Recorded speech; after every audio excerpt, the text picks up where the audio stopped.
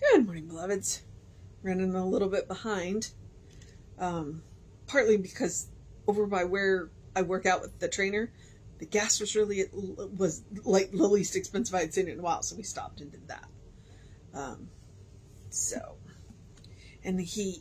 There were a couple of things that he asked me to do today that required way more concentration than I was expecting. So, all right, it is August 27th. Our title is Humanity's Ascending Consciousness.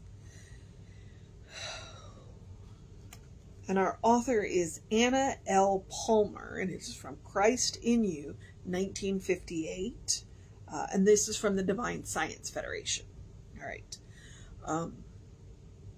Revelation is the revealing of the inner spirit to the consciousness of humanity. There is no place for this revelation to come forth except through humanity's consciousness. We do not know what other creatures there may be in the universe hearing the voice of God. There may be souls around us that are so fine we do not see them, or they us, or who do see and feel. We do not know the full extension of the law, but we do know that we are in law. We do know that the law of God is sure and that the law of God is operating within humanity. God is a reality. God is all good, all presence, all knowledge, all power, all wisdom, from which we, each one, may draw according to our consciousness. What we need then is the consciousness of the fact of God, omnipresent with the self. If we wish greater revelation regarding self, we have the man Jesus as an example. None of us have seen spirit. None of us knows spirit personally. But we have something within us that ever bears record to the truth of this person's life. Oh, wait a minute. Hang on. I think, let's see, that's confusing. Let's rewind for a minute. If we wish greater revealing of the self, we have the man, Jesus, as an example. None of us have seen Jesus. None of us knows Jesus personally, but we have something within us that ever bears record of the truth of Jesus's life. It is the revelation in our own soul of the one who grasps the revelation of the principle of light, of spirit, of God, in which the individual answering back to the universal spirit of life says, yes, that is true. She caught me because she uses the him and she used the capital him.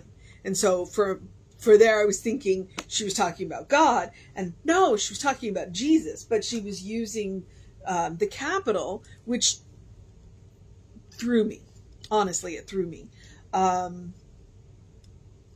But what she's talking about, what she's talking about here, I believe, is she's talking about the Christ consciousness. She's talking, okay. So revelation is one of those really hard words to get around, because when Christians talk about revelation, a lot of the times they have a very specific idea that revelation means end times. And what Anna is telling us is revelation doesn't mean end times. What it means is revealing. It's a revelation. We are having a revealing of. It's just like apocryphal means the tearing of the veil. So it's not war and end times. It has a different meaning. So what she's reminding us is that we have the example of Jesus, and Jesus was man, but Jesus more fully revealed through his life the law and how we can use it. And each and every one of us has within us, and it's what I would call, what we in Science of Mind call, and probably a lot of other people too do. You know, I'm just not going to speak with authority on systems that I don't know. What we call the Christ consciousness. We talk about the Christ consciousness because it's our connection, our bridge between the individualized self that we are and our source. I think that's the best way I can describe it. The Christ consciousness is, so the soul that we are, the soul that we use, the soul that we have individualized is actually part of the source, but we have individualized it. We haven't separated it because we can't. We do not have the power to separate the little part of the soul that we are using for our own. We don't have the power to separate it from the source, okay? What we have done is individualized it. And so the Christ consciousness is the bridge between us and the source, because the us, the individualized portion of us, we have access to the fullness of the source, but we can't access it all at once. And so we need a channel. We need a channel, because if it came rushing in, it would obliterate us, because it's so much bigger than us. And so that's what the Christ consciousness is it's that bridge between us and the source.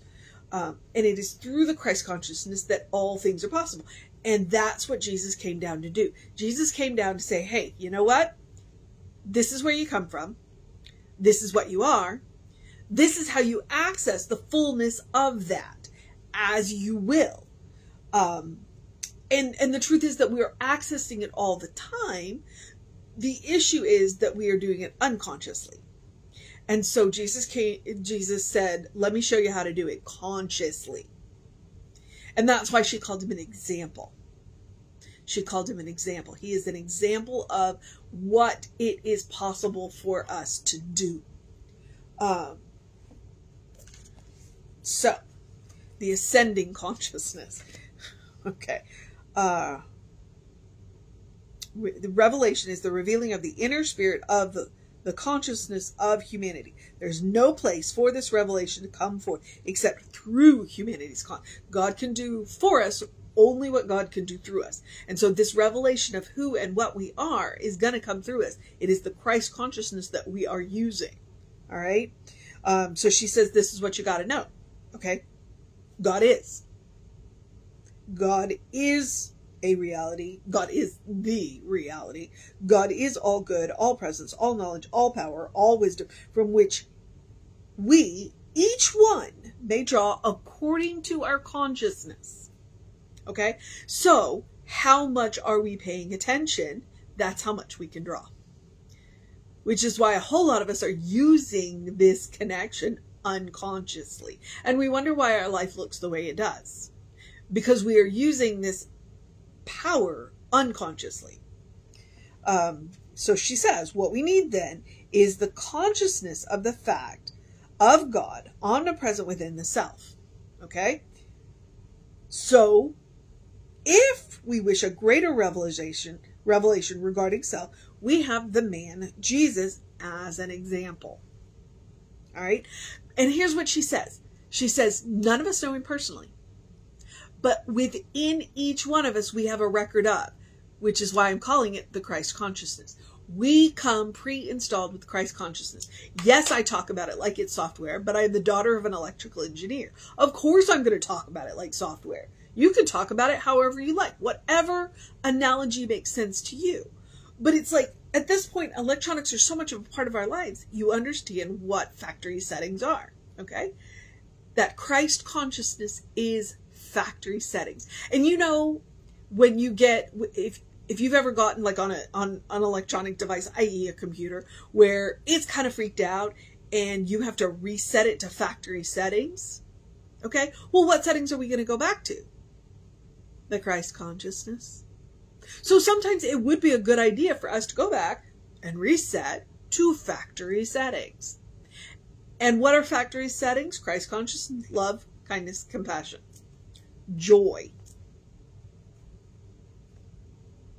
wisdom, knowledge, peace, all of those qualities of God that we talk about, well, they are factory settings. And sometimes we have added on so much material software, we've forgotten that.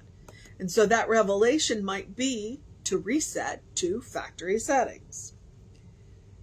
But we each have something within us that ever bears record to the truth of Jesus's life. That is the Christ consciousness.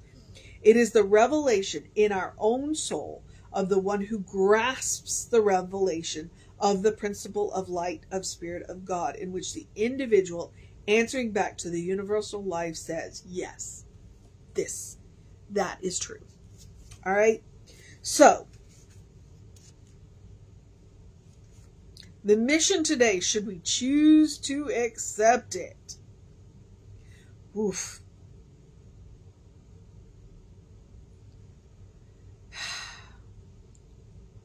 The mission today, should we choose to accept it? Because it's in that line.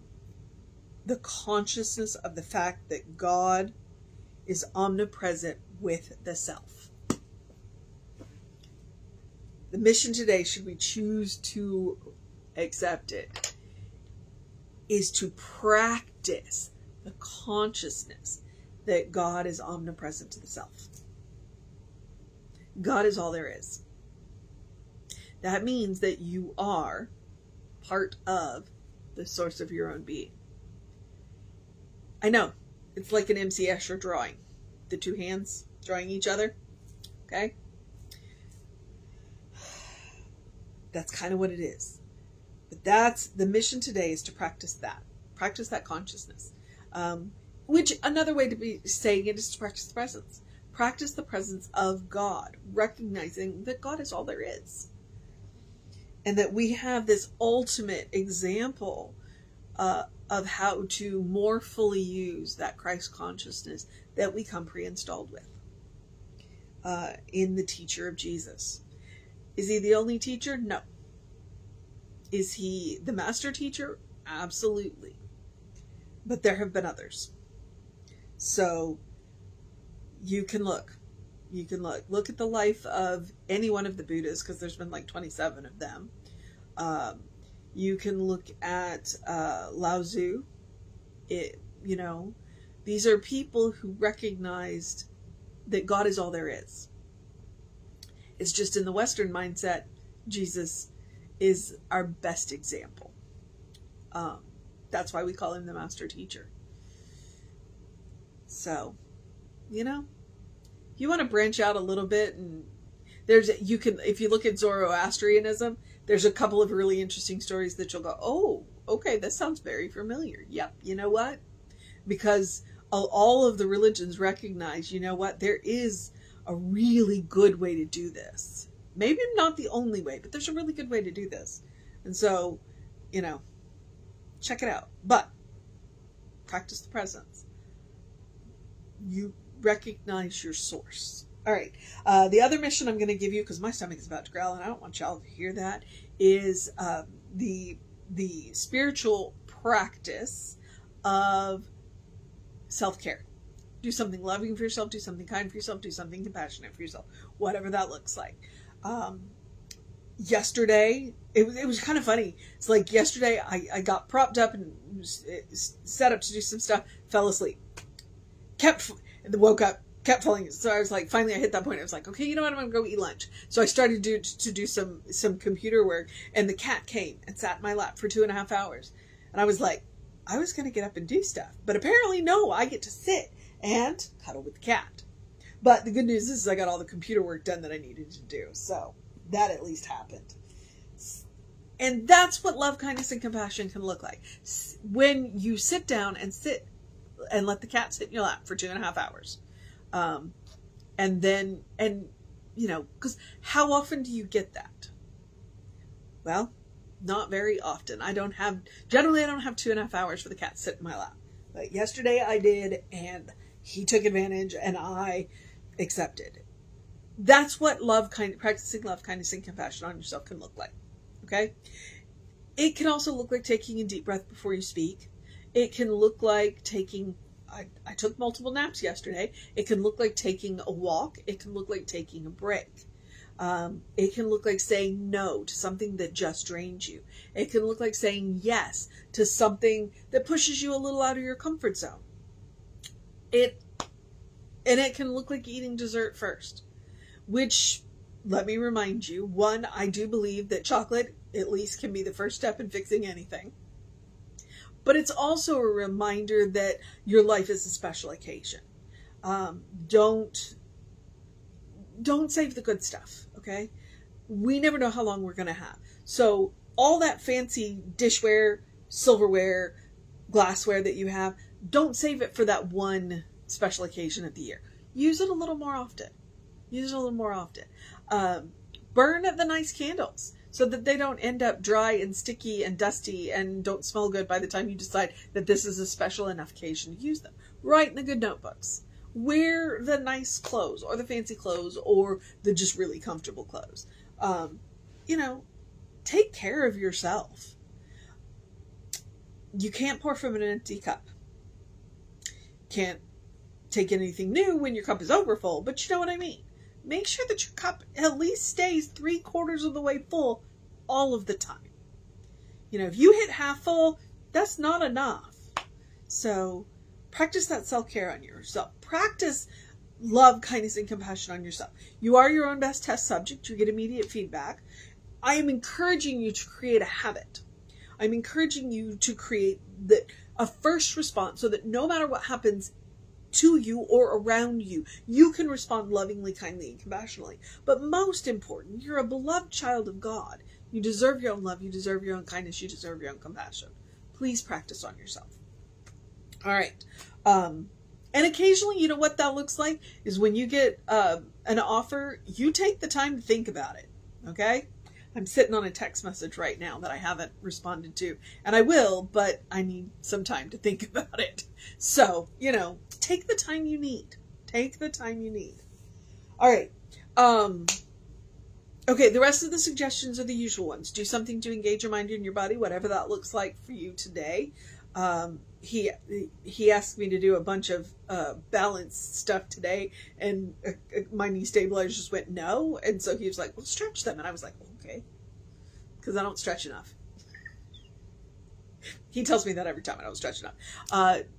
So do something to engage your mind and your body. Drink plenty of water.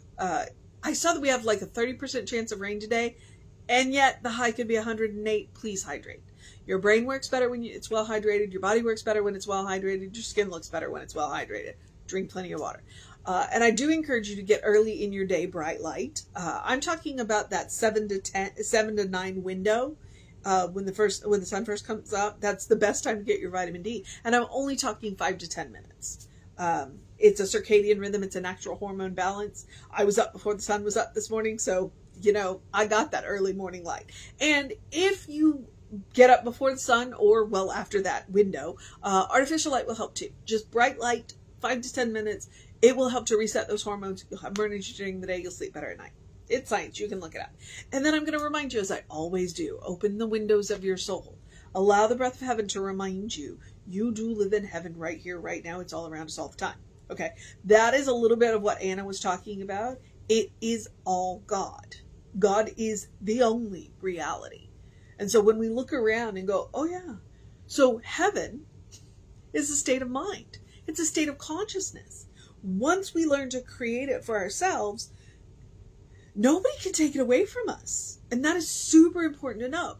And another part, because we talk about how in Science of Mind, one of our motto is a world that works for everybody. Well, the way to create a world that works for everybody is to do the work on yourself. Once you create that heavenly mindset, once you create that heaven is, that island of peace, that island of calm, that island of heaven around you, you become a safe place from the storm. So that when people need a break and a rest, they come to you, and then they can rest in your peace until they are ready to create it for themselves. You can't create it for them. But what you can do is give them a place to rest while they learn to create it for themselves. Okay? And that's how we do it. That is how we do it. Absolutely. All right, beloveds. My stomach didn't make that effort to growl, so I'm going to remind you, the best way to practice that heavenly mindset, look for the good and praise it. Emma is absolutely right. Look for the good and praise it. When you look for the good, it kind of naturally multiplies and you'll find more of it. So look for the good and praise it. It is one of the best ways to change a grumpy mindset. So, all right. Yep. I guess I'm at the part where I remind you of the social media. We are Creative Life Spiritual Center, Creative Life Spark. I'm the running Rev Ryan on the social medias that I am on. I do encourage you to email the info@creativelife.org if you want to know what's going on with the center. The hot links are hot. And there are hot links to the YouTube channel. So, and there's all kinds of great content, including, I'm going to remind you, I read This Thing Called You on the YouTube channel. It's 16 chapters. It's an 8 to 22 minutes commitment per chapter. Some of the chapters are really short and some of them are longer. It's a great book. It's my favorite book from Ernest Holmes. Is it my favorite book in all time? I don't know. But, so, all right. Yeah, social media. We're good. I'm going to encourage you to have a great day, a wondrous day, a fantastic day, a magical day, an enchanted day, a wonder-filled day, an awesome day, an amazing day, revelation day, an ascending consciousness day, a compassionate day, a kindness day, a resetting our circadian rhythm day, a good day. And if that is too much pressure, simply have a day. You are enough, just as you are. You're a beloved child of God. You are a brilliant light. You are a divine spark. You are spirit in motion. You are God in action. Or as Reverend Jesse likes to call us, you are a godling. Know the truth of your being. Explore the truth of your being. Peel back the layers of who you've been told you are, and discover who God knows you to be. That is part of what Anna was talking about today. Get to know that record within you that reminds you who you are. That Christ consciousness. I know I talk about it like software. One of the cool things about it is, if I'm talking about it like software, the password to access it is love. Absolutely. Practice it. Practice it, practice it, practice it. That's why we're called practitioners. All right, beloveds. Reverend David should be on around 5 p.m. with you. I will be back with you at 9 a.m. tomorrow. But it is Sunday, so if you're watching this, then you can either scroll forward a video and watch the live stream, or if you're watching this another time, still, you have 30 days. If you're watching it outside of the 30 days, then, go to the YouTube channel. Go to the Creative Life Spiritual Center YouTube channel, and all of the Sunday services are archived on the YouTube channel. Just because of the copyrights with the music, they only stay up here for 30 days. But YouTube, since I have to take the music out, they can stay indefinitely. So, all right, beloveds, take care of yourself. Know that you are loved, and I will see you next time.